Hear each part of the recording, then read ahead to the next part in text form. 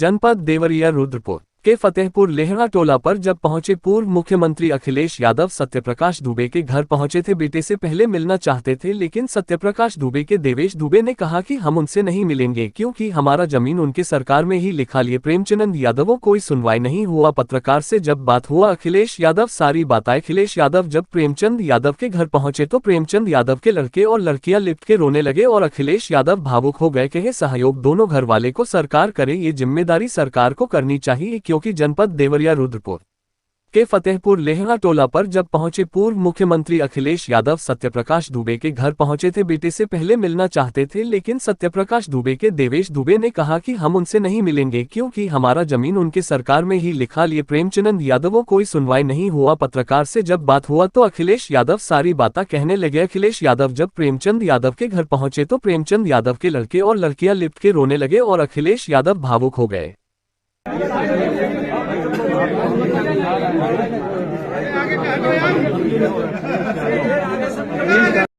देखिए, मैं डीएम के स्टेटमेंट को मैं मानता हूं। डीएम ने जो बात कही कि रिटेलिएशन में वो घटना हुई और उस समय किसके मन में, किसके दिमाग में क्या था, किस वजह से अंधकार छा गया और फिर उस घटना की वजह से घटना हुई है।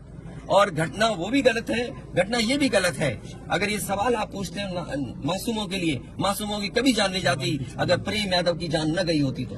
प्रेम यादव की जान नहीं जाती तो किसी मासूम किसी की जान नहीं जाती। आखिरकार सरकार क्यों इस बात को छिपाना चाहती है कि प्रेम यादव को बुला करके मारा और किसने मारा, धारदार से कैसे मारा। और यही नहीं आप बताइए, सुल्तानपुर में क्या एक ब्राह्मण डॉक्टर को ड्रिल से नहीं मार दिया? ड्रिल से क्या ड्रिल से नहीं मारा?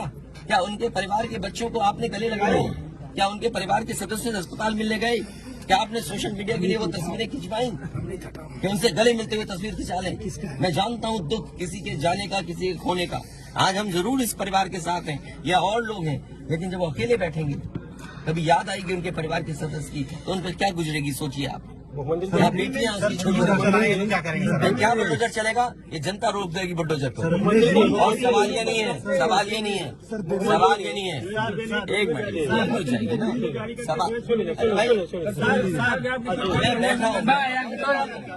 ये जो बुलडोजर चलाने की भाषा है, जो बुलडोजर चलाने की संस्कृति है, ये मत समझिए बुलडोजर में दिमाग नहीं होता है।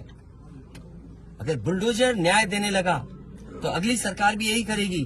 इसलिए मैं सोचता हूं कि अगर आप योगी हैं, योगी की परिभाषा यही है, दूसरे का दुख अपना दुख समझे। आप अपना गिराते हैं तो मुआवजा लेते हैं।